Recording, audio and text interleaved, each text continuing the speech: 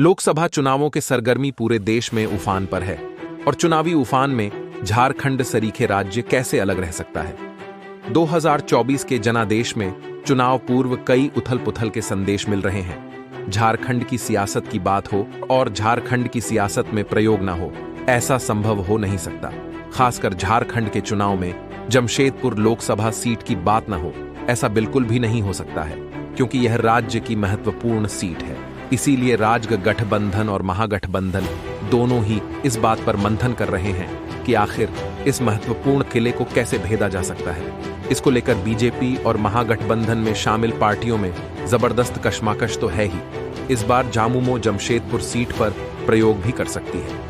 Bharatiya Janata party ने झारखंड में उम्मीदवारों की घोषणा कर दी है। कांग्रेस, झारखंड मुक्ति मोर्चा, राजग भी जिताऊ उम्मीदवारों पर मंथन कर रही है। जिस तरह झारखंड मुक्ति मोर्चा ने मुख्यमंत्री हेमंत सोरेन की अनुपस्थिति में प्रत्याशी की घोषणा की है, उससे यह साफ हो गया है कि झारखंड मुक्ति मोर्चा ने पश्चिमी सिंहभूम सीट खुद से ही भाजपा की झोली में डाल दिया है। भाजपा उम्मीदवार जीता कोड़ा के सामने जोवा मांझी कहीं से भी दमदार प्रत्याशी नहीं मानी जा रही है।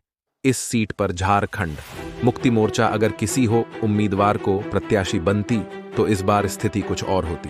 देश में चुनाव हो और जातीयता की बात न निकले, यह संभव नहीं है।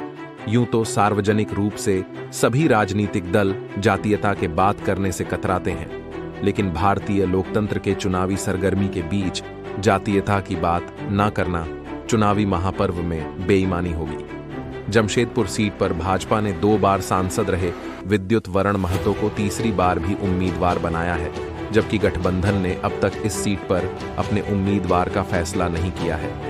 भाजपा को ब्राह्मण, भूमिहार, राजपूत, कायस्थ का वोट मिलते आया है, जबकि सवर्ण का वोट जमशेदपुर लोकसभा सीट के लिए लगभग 4 लाख के आसपास है। और झारखंड मुक्ति मोर्चा के साथ कांग्रेस भी इस बात पर मंथन कर रही है कि जमशेदपुर लोकसभा सीट से किसी सवर्ण, खास करके भूमिहार जाति को टिकट दिया जाए।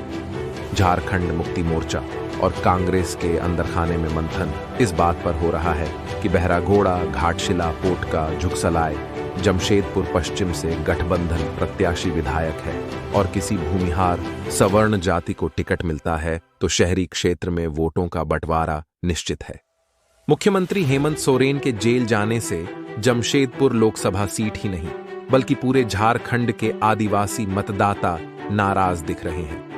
झारखंड मुक्ति मोर्चा यह सोच रही है कि गठबंधन के तहत हमारे सभी विधायक झारखंड मुक्ति मोर्चा प्रत्याशी को ग्रामीण क्षेत्र से जब लीड दिलाकर शहरी क्षेत्र में प्रवेश करेंगे तो यहां से भूमिहार या सवर्ण का प्रत्याशी अगर झारखंड मुक्ति मोर्चा को देते हैं तो शहरी वोटों का बड़े पैमाने पर बंटवारा होगा और इसका सीधा सीधा फायदा गठबंधन प्रत्याशी को होगा। झारखंड मुक्ति मोर्चा और कांग्रेस इसी बात पर मंथन कर रही है। सूत्रों से मिली जानकारी के अनुसार कांग्रेस और झारखंड मुक्ति मोर्चा के आला नेता इस पर विचार कर रहे हैं।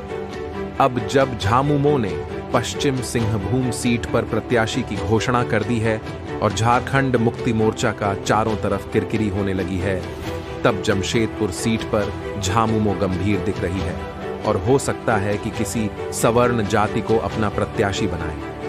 उस स्थिति में भाजपा को कड़ी चुनौती मिल सकती है।